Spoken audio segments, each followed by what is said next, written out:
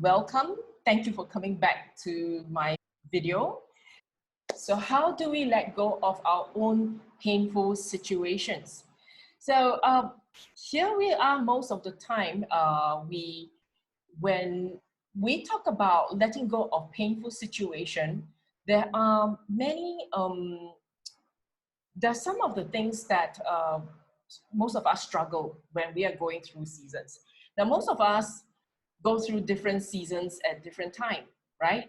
Uh, there are happy times, there are not so happy times, but so what do we learn and get out from these painful situations? Now, our culture, our background, whatever we have learned in the past, our mindset, okay, will actually determine our takeaway from every challenges that we face. Okay, so different people will have different kind of takeaway taking in a situation, even if it's a similar situation. For example, there are some people during this COVID-19, they see it as a disaster, a pandemic, a very, very upsetting situation where, that they are angry and frustrated about.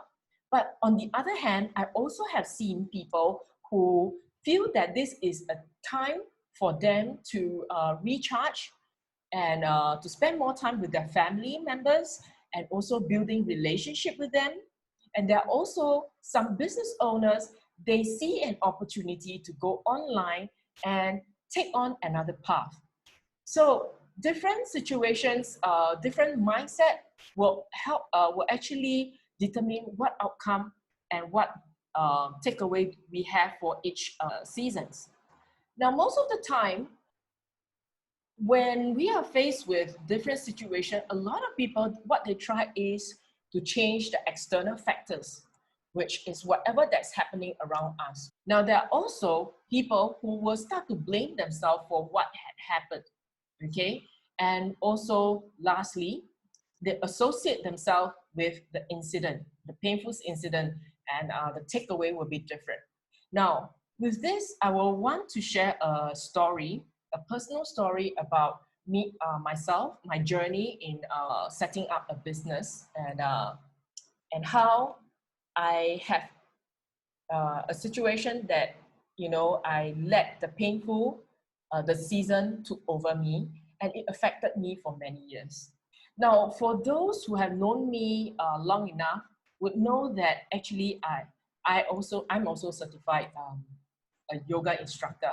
In year 2003, I started to rent studio spaces to conduct my own classes because I do have um, followers that wants to follow me. So they followed me and my class started to grow.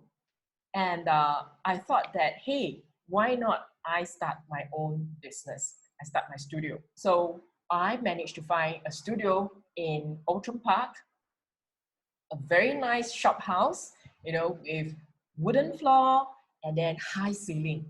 And within a year, I recouped all my investment, break even, and I started to earn profits.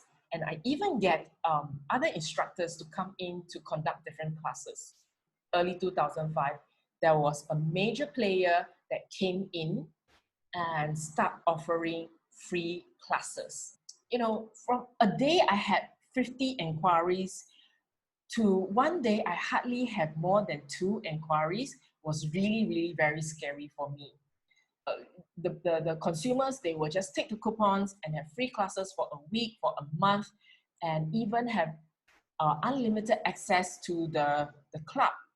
Me as a small studio, I cannot afford that at all, right? So for big players, they have the money to pull everything in. So they're prepared not to make any money for the next 2 to 3 years. But for a small studio like mine, I cannot afford that.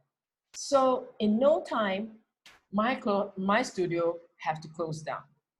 It's not only my studio, but the other studios around Outram Park at that time also have to close down because of that stiff competition, and also the rental also increased. And that was a very big blow for me because I have put a lot of hope in this studio, and I tied my success to the studio.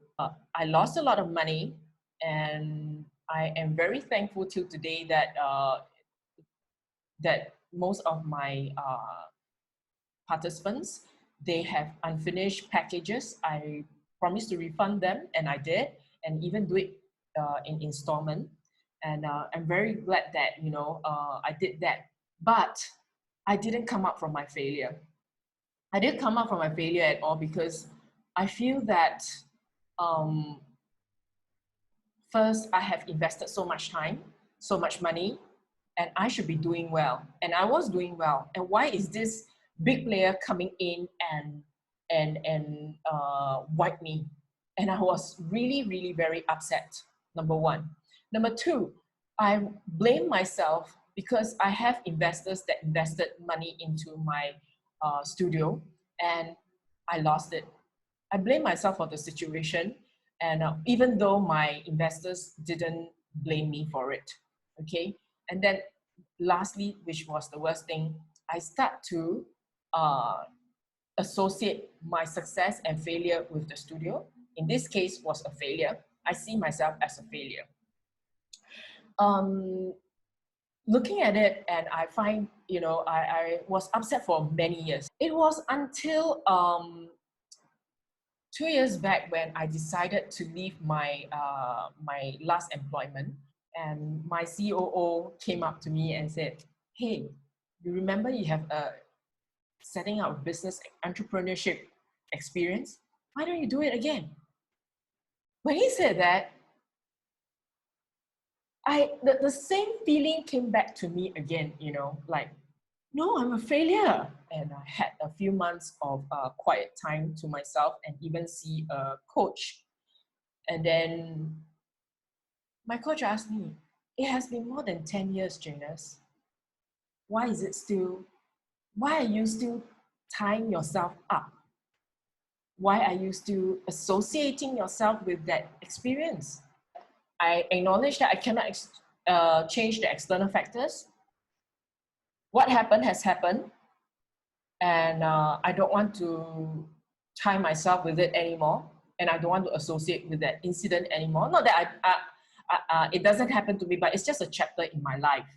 Okay, so during this coaching session that I had with my coach then, was these three mindsets that I have achieved. Number one, identify the things that I can change and what I can't change. Okay, so having the competitor to come into the play is something that I cannot change. In fact, more and more competitors came in, and the small fry like us, then the boutique studio couldn't survive, right? That's a fact then. And it's a fact that I didn't have the kind of money to sustain the losses for a few years in order to come back, do a comeback. And that is something that I cannot change. And I cannot change the fact that, my landlord wants to increase my rental. Plus, at that time, I was losing money. So that is something that I cannot change. And what can I change then? When I look back, I need not have that studio to hold my class. Remember, I said I'm a very good yoga instructor.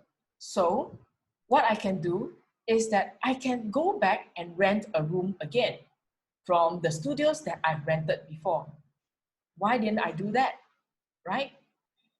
Another thing is that I can even conduct yoga in the park, which you don't even have to pay rental.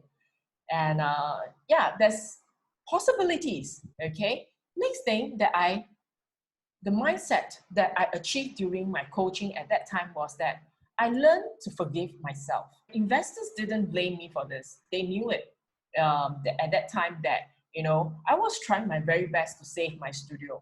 I was trying my best to save, to grab everything that I could to make everything work and survive. They see my hard work, but I cannot forgive myself because I feel that I have caused them to lose their money, and it's okay that I'm in this mess myself, but why should I put other people in?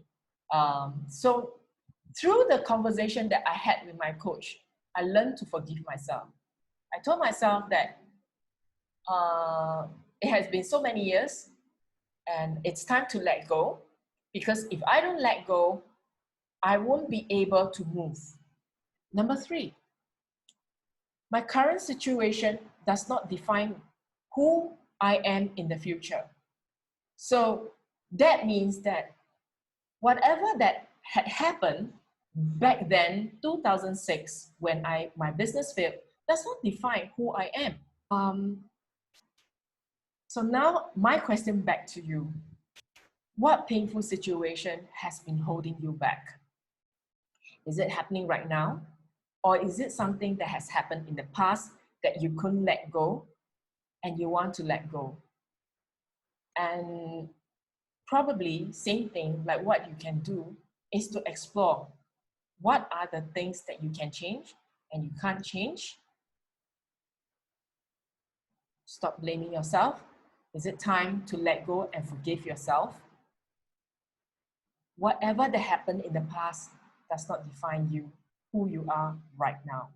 Remember that every time we overcome a situation, you are better than who you are in the past.